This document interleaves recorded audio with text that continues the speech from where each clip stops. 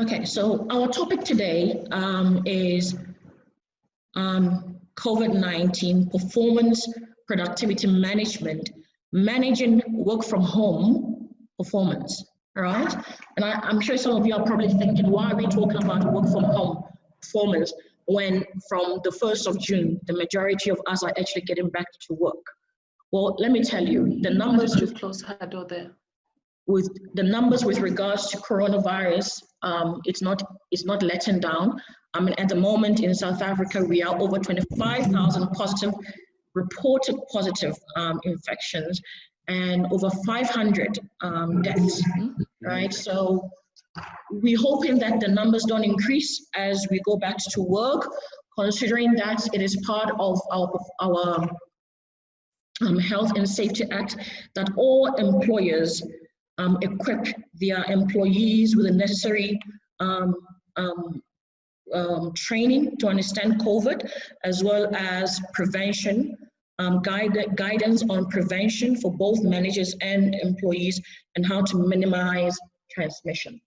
So we can all agree then from just that you know what we're currently what we're all facing at the moment are really uncharted waters, and the majority of us really are really learning as we go. And this means that for a lot of our organizations, you know, we're just taking stock of what the things that we need to implement to ensure that we are sustainable. A lot of companies have gone out of business. Unemployment has soared. And we can only hope that and pray that things get better. If it doesn't get better, then we need to start our scenario planning right now. We need to put contingency strategies together right now in case things don't get better. Okay, so let's talk about how do we manage performance in case if we go back to work, we still have to go back home. And surely with the infection rate going up, there will be a sheer number of us who will still have to work from home, right? So let's talk. And as I mentioned, please have your pen and paper ready and have your questions at the end of the session. Thank you very much. So the key highlights of our conversation this morning is the fact that I think we can all agree that COVID-19 has created an opportunity for all of us to experiment with remote working, which in the modern world we call it telecommuting. And we also need to discuss what are the legal essentials for effective working from home, right? We can't take it for granted that because it's a pandemic, well, and we can't all be together and work from one place, excuse me, that we're just going to let employees go home. There are legal requirements from both the employer side, ensuring that the employees have conducive environments to deliver on the work that they're being contracted on, okay? And also very importantly, then what do we do? What performance strategies, what performance opportunities can we explore as employers, employees to enable our work from home, and how we do that, okay? Okay. So working from home, what does it really mean? Working from home, we can say that it really does offer an opportunity for professionals, basically to just work outside the office. And some time ago, like a decade ago, working from home was not something that was really positively accepted, but it's becoming the mainstream at the moment. For employees, most employees see it as a work-life balance incentive. I think for employers, the fear has been on their side that they would lose momentum and those also lose productivity. But also on their side, there's the positive of the cost of maintaining low costs, of having employees in the environment and all of that. But it has proved to be beneficial, honestly. Maybe not in Africa as yet, but in the Western world where things are more advanced, it has proved to be beneficial for them. Now in South Africa, let's talk about Maintain an effective work from home condition. What are the requirements for the employer, right, according to the Occupational Health and Safety Act and the Basic Conditions of Employment Act? Now, this is what the Act implies. It places a legal obligation on all employers to maintain and provide a reasonably possible safe and risk-free environment for employees to work in.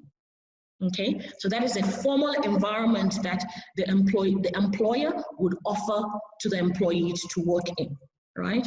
But where employees perform their duties from home, the definition of the workplace can be extended to the workplace, right? So understand that.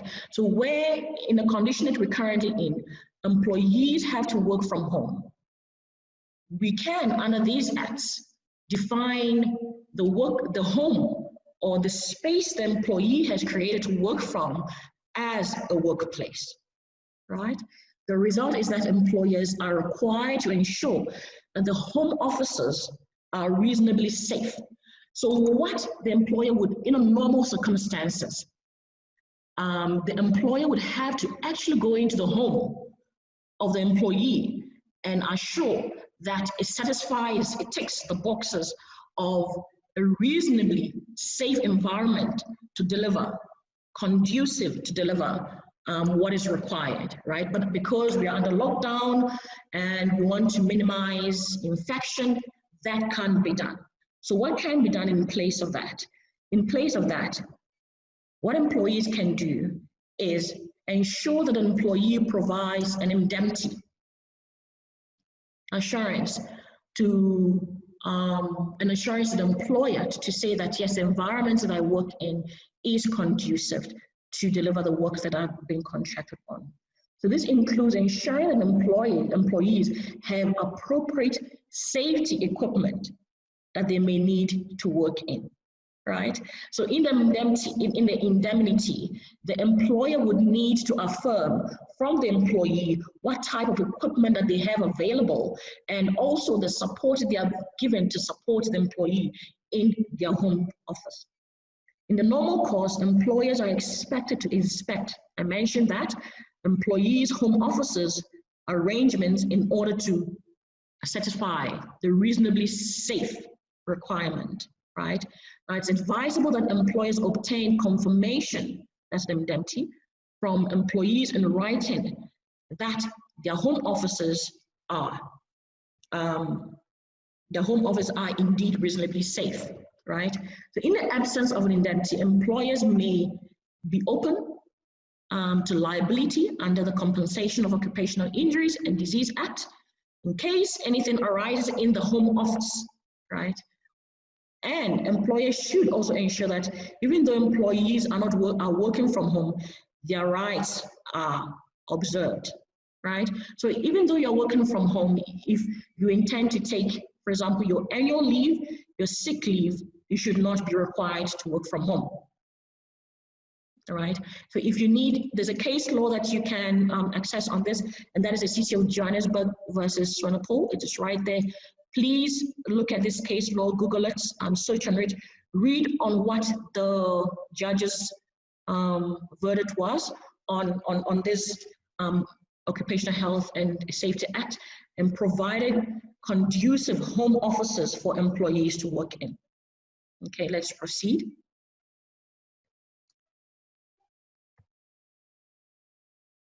Okay, so now we all understand what performance management systems are meant to do. But the purpose of effective performance management systems is to allow the process to attain the strategic sustainability and success of an organization through effective management and teams, right? Effective performance management systems should allow us, the organization, to have a shared understanding of what is meant to achieve. Right? This is where the culture of an organization comes in. Should create an opportunity where there's an alignment between what you do as well as the strategic objectives for an organization. But it also provide clear descriptors on what individuals and teams must do. And an effective performance management system is an opportunity to learn as well as improve your learnings so that the business is successful, right? Now, performance management evaluations help measure employees' achievements against those goals and expectations that we set across all the different types of roles and levels of jobs that we have in organization. Now here, what we have come across in our interactions with a lot of companies currently, taking into consideration what we are going through, is a lot of companies have decided with regards to their current performance management to either abandon the whole cycle, the performance cycle, or give employees the same rating, or continue with evaluations as planned in the business unusual that we're experiencing. Now, please, I want you to go to the chat and take this poll. Press 1 if your organization has abandoned, has decided, and has communicated, and you are aware of that they are abandoned the whole performance cycle, just the cycle or the quarter. Press 2 or type in 2 if you know and you're aware and the organization has communicated that they are proceeding with a performance management cycle, right? Type 3 if the organization has decided to give the same performance rating across. So every employee will have, from management across, will have the same performance rating. And type 4 if none of the options 1, 2, and 3 has been provided, but performance evaluations will proceed as normal.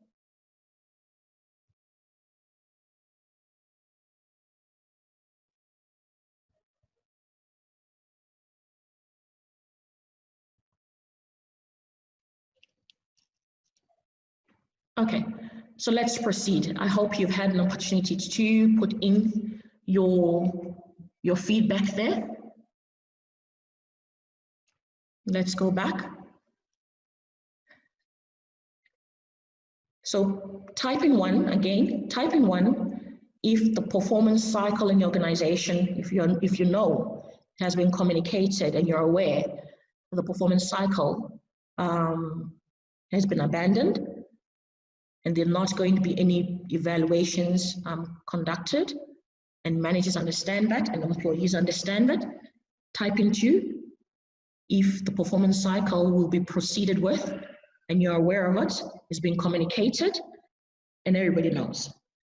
Type in 3 if management has decided to give the same performance rating across, taking into consideration the constraints of COVID-19 and the impact it had on employee performance, taking into consideration and in the workplace in Africa, in South Africa, we have a very, not a dynamic, we've got a very unequal dynamic of the employees that we have in the environment or even the resources that we have available. And type in 4 if performance has been agreed to proceed as usual, no changes. Okay, let's proceed. Now, performance management system can help ensure productivity of a remote workforce. And how can it do that? Now, to ensure that the type of performance management system that we use support the remote work that is necessary to maintain sustainability, it's important to make the extra effort as employers on onboarding employees on what remote working means. So a remote worker should not have any misunderstanding or misapprehension about what their rights are, the expectations are, what the employer's rights are, and what the employer's expectations are of them. It's important that in managing an effective remote work, that you need to assess your goals for the next quarter. So assess what achievements are possible within the constraints that yourselves and organization is currently going through, the impact it has had financially. I know a lot of organizations had to take salary cuts as well as lessened days at work also. There's been a lot of retrenchments as well and high employment. We all know that. We've seen that in the news also. So there might be that in your basket of goals, right, for the quarter or for the next quarter, all of them might not be important. You would need to choose the most value generating, results-based goals to work on, right? And then you should show that these goals are fast, frequently discussed, they're ambitious, specific and transparent, where everybody knows what is important at the moment, what is the purpose, and what needs to be achieved, and have frequent discussions about that, so there aren't any misunderstandings on the business unusual. It's also necessary, it might be a necessary requirement to shift to result-based performance reviews, right? So achievement should be, where performance-based reviews should be achievement-oriented.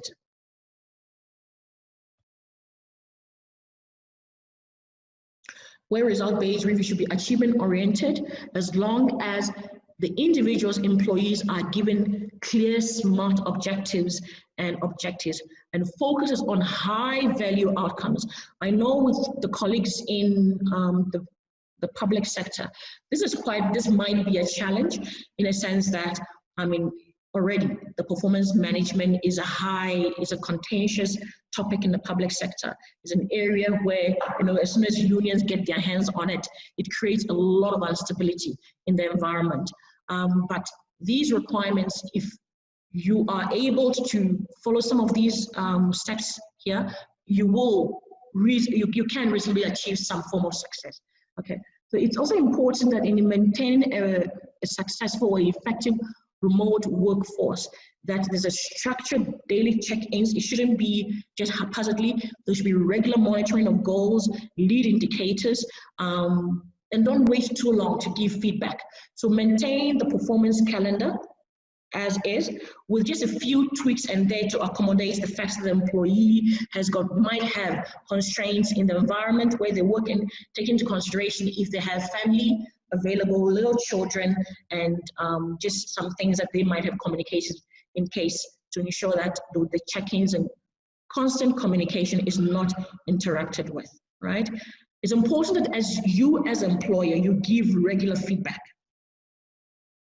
and then ask for status updates. So this builds remote cultures into the overall working from home perspective. It's also good that you ensure or you encourage weekly log of work, and that is not meant to micromanage, right? But it's meant to ensure that there is focus on output, and not just looking at how, you know, it's not just the appearance of working, but looking at, you know, what is being delivered, and that's what's most important. Okay.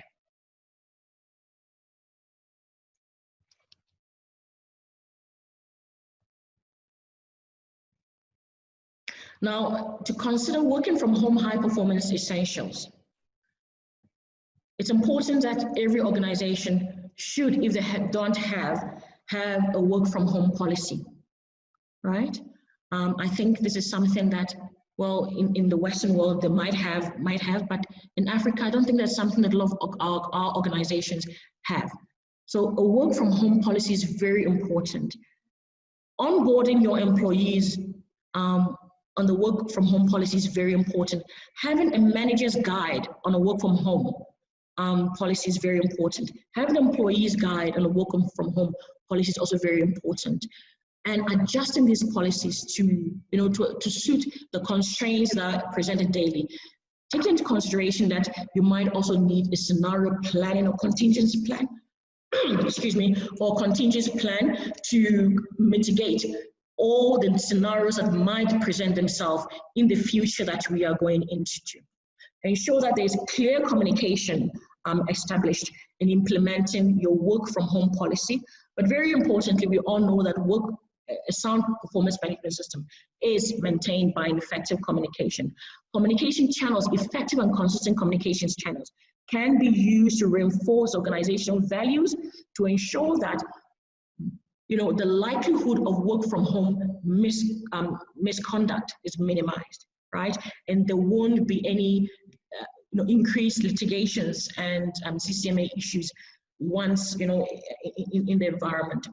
Also ensure that, or establish a sense of time management. Yourself as an employee and employee should be very clear about the timing of communication and delivery for the teams, the timing of when communication schedules should be, and the schedule for work delivery for the team and the individual. Now, what I have encountered is most companies have incorporated what we call the compassionate factor. That, you know, they really understand that this is a new territory that we are all going into. There are stresses on both the employees to perform, and also employees that might have been, you know, encountered family members that are infected or taking care of family members that are coming out of infection. So employers must consider the compassionate factor. Giving an emotional support, it might not be one-on-one emotional support, but where there's an opportunity for your employees to access online counseling, that is something that you can offer at the moment. And I think a lot of people need that at the moment. It's also very important that where employees are doing quite well, working from home and performing, that you should recognize them. It might not necessarily be monetary requirement, recognition. It might just be that a mere acknowledgement to the broader organization that, you know, this employee achieved this and that, just to boost morale at this moment. Okay, we are done with the presentation. I think this was very short. I just want you to take another poll for me. This was supposed to be done at the beginning, but I want you to type in 1 if you are from the public sector.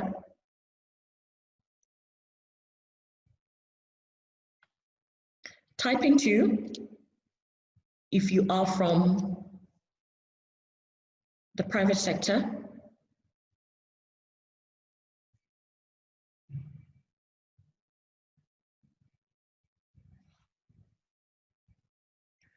And please let me know also if you are from a state-owned institution. 3.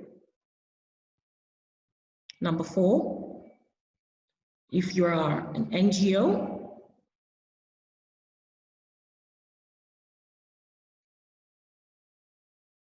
And number 5, the last one, if you are an entrepreneur.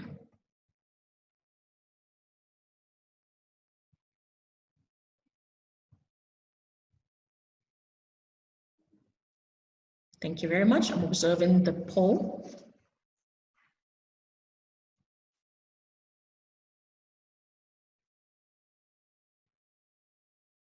Thank you very much.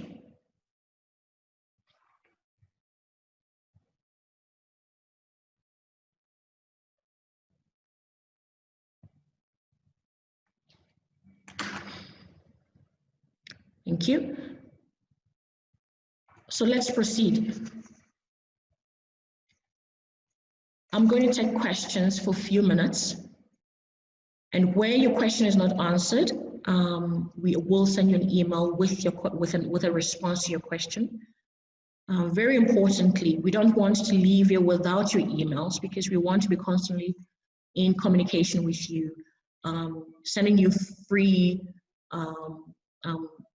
policies that you can look at, guidelines that you can look at.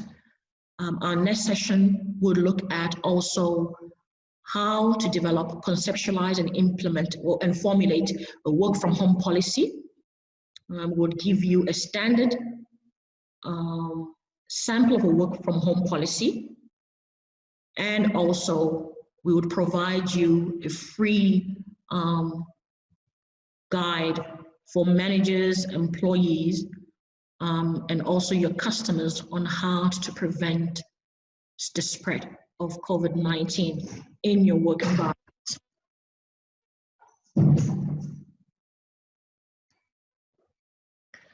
We will also share the presentation with yourself. We'll also share the presentation with yourself.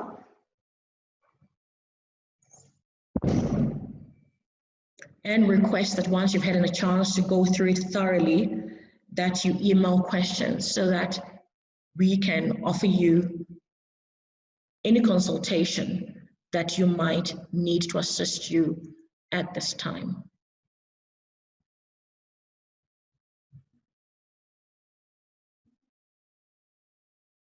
If you're able to put your hands up if you have a question.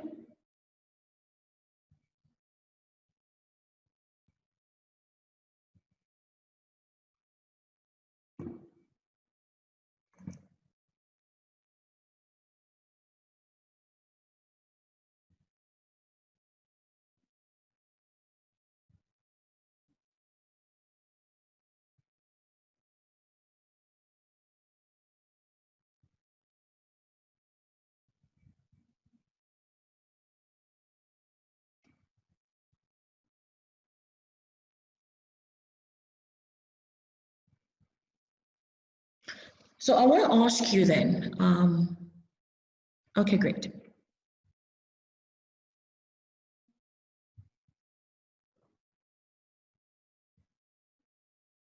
Angelita, would you want to unmute your mic or type in your question as a chat? Good morning. I'd rather speak. Thank you very much for your presentation. Thank you very much. Quite in short. Yes, thank you very much. This is like something that I've been grappling with. I have two questions for you. Go ahead. In your introduction, when you were talking about working from home and the uptake in South Africa, and for me, the question that hits me is, particularly in this lockdown, as an employer, what are your gender considerations? Because we have to stay at home. We don't have the support, talking as a woman, the support systems for professional women to work have been dismantled. So it means that your helper cannot commute from wherever she lives to come to work for you to be able to work. So before, the process was such that you go to work in the evening, you come back and continue to work, but you can't do that anymore. So if you're putting in a performance management system and there is legislation saying that you must be able to acknowledge how people are working, is our entrepreneurs, our employers mindful of that what are the gendered implications of women who have reproductive and strategic roles that they have to play? And I still have to produce. So because in the workplace, I'm at par with everybody, but at home, it becomes different because then I take on much more. So I would like to hear what your perspective on that is. The other question is, there is particular work that can't be done from home. Quite right. Yeah. This is as an academic, we have exams that have to be done very soon. How are those examinations going to happen for thousands of students? And I'm talking about tertiary students who have to, and this final year, they have to get into the workplace. And they are wondering, exams cannot just be handed out online, you see. So we can teach them but we can't hand over that final process. And there are SMMEs that rely on actual physical contact to engage.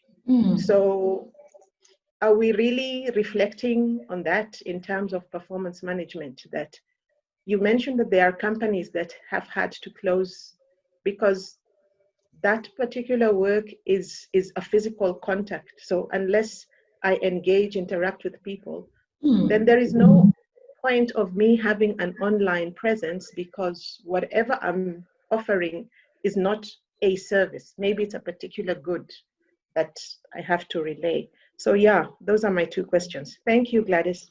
Thank you, Angelita. Thank you very much for those questions. So let's talk about the first one, right, with regards to gender considerations, implications. Look, work from home is not for everybody. right? It's not for everybody. And apart from that, I didn't ask you which country you are actually calling from. Which country are you joining us from? I'm actually in Johannesburg. I see. I'm Okay, in no South problem. Africa. So I'm using that lens, yeah. Okay, no problem. Thank you very much. So it's important that I think one of the things I mentioned in the talk was organizations should be having a work from home policy. It's very, very important. If it's not there at the moment, employees should be impressing on their employers to have a work from home policy. Now, I just want to give you some few indicators on what a work from home policy would have and would address the constraint, the issues that you're talking about. So work from home policy would look at eligibility, right? What positions are allowed to work from home, right? And availability expectations, normal working times. So the questions you're asking about gender, gender constraints and all of that, support given to women who need support from other people to do the work that they're meant to do. So availability, that's where you would discuss as a woman with your employer, your constraints in the work environment. Then it would then allow you and your employer to schedule working times that are flexible to allow you to deliver so that your performance does not struggle and there aren't any,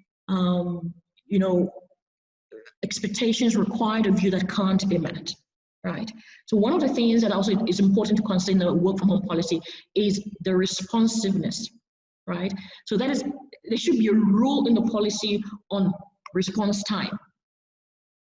So in a house whereby I have children, you have children, I can't be responding, I might not be able to respond from the 9 to 5, right? Or from the 4:30 to, from the 7:30 to the 8 to 4:30.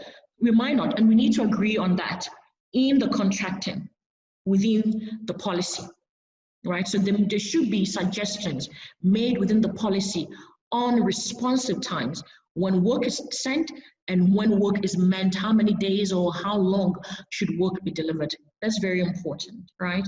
There should be also within the policy productivity measurements. And that is how employees will be measured, taking into consideration all the constraints within the work environment, your availability, your responsive time, right? And there should also be a statement on the equipment for remote workers, because you would need support and the right tools to enable your performance in the home office. The employee should also look at the type of technological support they will provide you. So it's not just giving you the tools, but they should have personnel available for you to contact when you need technological support, right? I mean, a lot of employees can use it as a scapegoat to not perform at all. So there also should be a statement on or clause on rightful terminations within working under work from home policy. There should also be a statement on the physical environment. So if a company has a preference on the physical environment of an employee, right, it should be put in the policy. So as much as you and your employer have decided to work from home, there should be requirements and agreed requirements, because policies should be consulted on. There should be agreed requirements as to the preference required from the employer. And you as an employee shouldn't have any misunderstanding about it, right? And before you sign or before you agree, then you should agree, you would have agreed or put any objections to all the clauses given. As well as there should be a clause on security. So now you being in your house, although it's quarantined and locked down, it might not be as safe as being in the formal work environment, where sometimes you can lock up your computer and go, right? There might be people coming in and out. So there will be a clause on the security and safeguarding of the equipment given into your care. and the consequences when if anything goes wrong with regards to theft and all of that. And as well as a clause on confidentiality. The type of people, the confidentiality might be easy working from a formal work environment, but it might not be so easy working from a home office. So these are the things that if there is a work from home policy in the work environment, it is easier to take into considerations the questions, the first issue on gender considerations. And I think an employee that agrees with the employer to work from home versus an employee that works from the office, this is my own perception, really we can't set the same performance expectations for both. We need to weigh the pros and cons of both, right? And what you decide to assign to is what then you would be held liable with regards to your performance evaluation and the expectations from you. So the second question, Angelita, you asked on the fact that, what are the tools being provided to enable normal performance? Look, at the moment, so many companies internationally and in South Africa have come on board to ensure that there's some form of normality, although it's not normal, there's some form of normality. For example, I know a lot of schools are using what you call the D6 system or app for both university students as well as your normal private schools. It might not be effective in the public schools, considering we know the standard of education, quality, provision in our public schools. A lot of people, although we can't meet as we used to meet, right? But in a lot of quarters, things are really going on as normal as possible. There have been a lot of online social media apps that really support learning and team meetings, team engagements. I think it's important that if you want to explore this, take an opportunity to explore it and what might be suitable for yourself as an academic and the team that you want to engage in. I think that's what I can say about that, but also maybe look at what the university is also communicating in terms of the tools that they are offering employers as well as the students for ease of interaction, sharing. I know most universities in South Africa have platforms where we can share assignments, research, and collaborate. So yes, it's not everybody that can access it.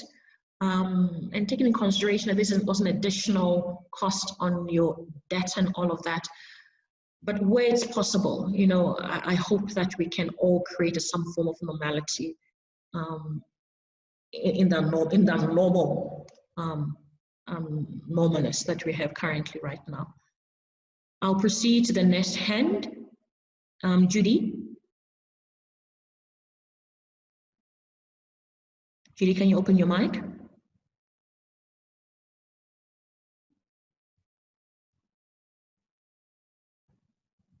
Okay, I don't think Judy can hear me. I don't think she has any questions. I think she's shaking her head. Oh, okay. I didn't see that. Okay, thank you very much. Are there any questions? Is there anything that anybody wants to leave in the chat room? So I'm going to minimize the hands up so that I don't see hands up, but are there any questions? So let me ask you a question before you go. And please put your response in the chat room, or you can raise up your hand if you want to contribute. What do you think your work environment is lacking at the moment to ensure that you perform on par or that you exceed performance? I'm going to ask it again. What do you think your work environment is lacking to ensure that you perform on par or that you exceed performance?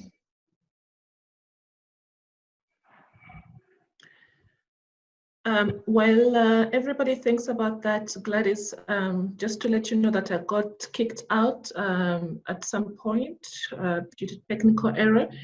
And when I got back in, I lost the chat messages. And I think there was a question from Lucy who had asked what app you had referenced. I'm not sure if you had addressed that.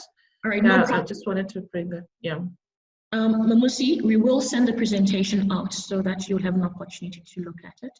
But the act that reference was a Occupational Health and Safety Act, as well as the Basic Conditions of Employment Act, but also look at the Compensation for Occupational Injuries and Disease Act.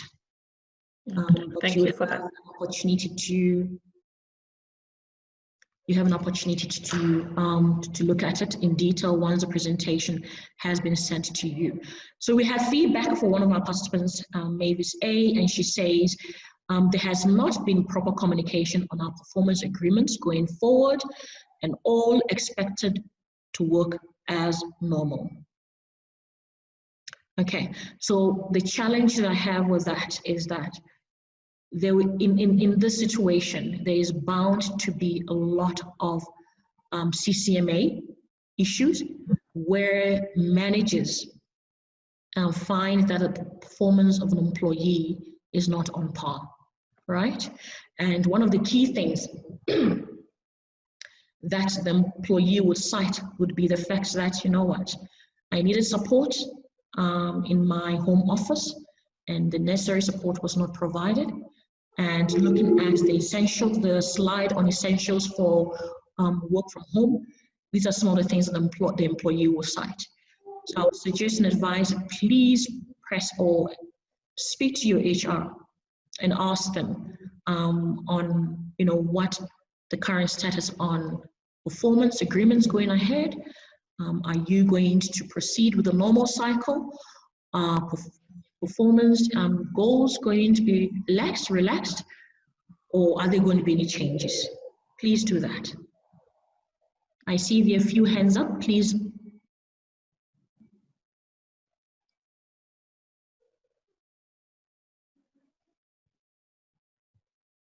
Okay, Malusi, do you want to say something to the question asked? Yeah, I would love to make a contribution. I hope it will be relevant as an answer. Right, there are issues that come into as more like a barrier to performance management. Yes. Issues to do, for example, diversity. Yes, workplaces have become so diverse that they have people from all cultures. There are some people from other cultures who believe that no one's performance needs to be managed. So now that has to be used blanket-wise. So no performance management policies will be in place because maybe the leaders or the dominant people believe that no one's performance needs to be managed. And then secondly, there is the issue of generational differences and generational gap. As an African, a Black African, I've discovered that my fathers, let me use that word, my fathers don't believe that their performance needs to be managed. More so when their managers are younger than them.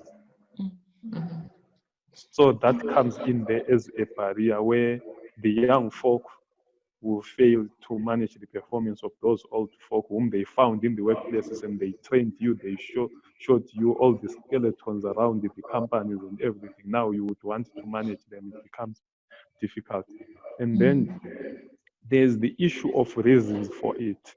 At times, most often, performance management and its related issues are used for witch hunting in other organizations, either to push someone out or to make sure that someone doesn't get enough compensation. So now there are issues of resistance that come with it because it has not been used positively in the past. So when you want to implement it, it comes with a lot of resistance there. Thank you. Thank you very much, Malusi.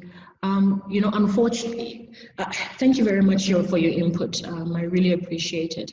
Just a little bit of a comment on the things that you mentioned. In this decade that we live in, it's impossible to manage an organization without a certain form of a performance management. Without a certain form of performance management system. It's really, now the next thing is it's just an agreement on what system an organization would adopt to suit them, right? The generational gap, I remember, I think it was last year or the year before last, census said South Africa, the South African that we have now is female between 28 or so, between 28 to 32 or so, and she's young. These are the type of people that are coming into our environment. Unfortunately, we cannot say that we can't close the door. But what is important that managers and employers need to explore different ways to bridge the generational gaps in the work environment. This is something that I know that most organizations are currently struggling with. Africa is a young continent, right? And the other thing that comes to mind is that about 60%, between 40 to 60% of employees actually manage their own businesses. So they are their own, CEOs, marketing directors, and all of that. And this is something that employers need to take into consideration. If you as an employee appreciate your own side hustle and the performance that you need to make in your hustle, it's easy to appreciate the general performance requirements that is expected of you within the business or the company that you work in. I do agree with you. I think sometimes where there aren't healthy relationships and organizations that we work in, where there aren't healthy employee and employer relationships, performance management can be used in the wrong way. And it's unfortunate when performance management is used in the wrong way. And I think that's why in South Africa, we ensure that the workplaces we have committees such as your health and wellness committees, your diversity committees, we have employment equity committees, the unions, right, where we can consult, where we experience that type of relationships that we're encountering. It's not conducive to performing. Okay. Judy, do you want to say something? But Malusi, thank you very much for your input. Judy, do you want to say something? I see your hand up. No, I think Judy's hand is just extending somewhere. I see. All right, I see a hand. Yeah. Let's go to the chat. Okay. Yeah, in the chat, Gladys, Melissa, thank you so much for that contribution. Very, very much appreciated. In the chat section, there's a question from Obiri, and he would like to know, how can change management interventions be utilized to assist management and employees during these periods? How can change management interventions be utilized? Yeah. So the buzzword currently right now in the change community is what we call change enabling, all right? So many organizations that are, have got change management competencies or train on change management are getting away from coming into your environment and doing the work for you. Change management organizations should be enabling you to put the necessary interventions in place. Right. So one of the things that change management can do is ensure that in the environment you have an effective communication strategy that it can be utilized to communicate at the organizational level, at the individual level, as well as at the enterprise level. Right. Because change management, you can implement it from the organization level, employee level, enterprise level, transfer skills. So change management. Okay, so change management is powerful where in this scenario we are enabling managers to communicate where we are enabling HR professionals to be proactive and putting the right interventions in place, right? Such as having very quick the workplace risk assessment and the interventions that are to mitigate the risk. But also very importantly, giving roles and responsibilities within the change management framework and the fallback on what the responsibility of the manager is, what the responsibility of the change agent is, and the various stakeholders within change management. Now, one of the things that when you implement change management under project management scope is a feedback loop. So it's not just the managers communicating and speaking to the employees, but it's a feedback loop from the employees to the employers on whether it's 50 rand, yes. Oh, there's a bit of noise. I'm sorry, Gladys. Sorry, Gladys. I think Melusi forgot us to mute his mic. Melusi, if you can hear us, please mute your mic. Yeah, thank you. He's heard us. Gladys, please continue. Okay. Sorry about that. Yes. So implementing change management implementing this as a change management intervention is within the project management scope is a feedback loop, right? I mean, this is something that we don't know when it's going to end. So having a continuous feedback loop between the employer, the HR, and all the relevant stakeholders is something that really enables the process to move along. All right, take into consideration that the importance of change management is to align employees to the strategic objectives of an organization. Okay, so taking all the things that are currently happening on the business side and then trying to align employees to understand what needs to be done and what is required of them. But also, sorry, I need to add this, going through a change, there's a change management the emotional circle of change. It's important that you need to identify your employees within the circle of change, right? And then when you identify your employees and the team and the circle of change, then the strategies to support those employees at each level of the change circle. Thank you very much. I hope that has helped. I think we can close the session, but I'm going to give one more person opportunity to ask a question, either in the chat or hands raised.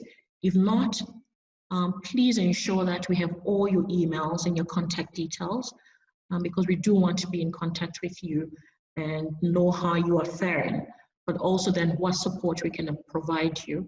The next session that you will get information on is how to conceptualize and formulate a work from home policy, giving you a free template on how the policy should look like, and as well as a guidance framework for both employees and employer on, well, a guidance framework for both employees and employer on on how to prevent and lower the spread of the coronavirus in the various environments. We'll also share with you an article for leadership on how to manage in uncertain times and how to lead teams in chaos. With that said, I want to say thank you very much. My name is Gladys. If you want to contact me, you can contact me through Stella Sadi. That is admin@saditrainings.com, or you can, I think that's the best way to contact me. That's fine, and we will be in touch. For everybody who joined us on this platform at this time, I want to say thank you very much. I really appreciate your inputs and your contribution to the conversation had. As promised, we will send the presentation to you, and where there are any misunderstandings or need for clarity, please let us know so we can provide you with the necessary support.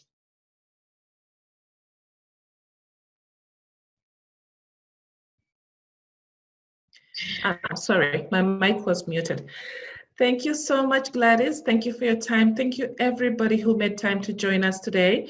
So just a reminder, the session has been recorded and we do have the presentations that we're going to email out. So if you did not register online, that will mean that I do not have your email address. So kindly make sure that you leave your email address in the chat session before you exit. Otherwise, thank you very much and have a lovely day further. Stay safe and wash your hands. Thank you. Thank you very much.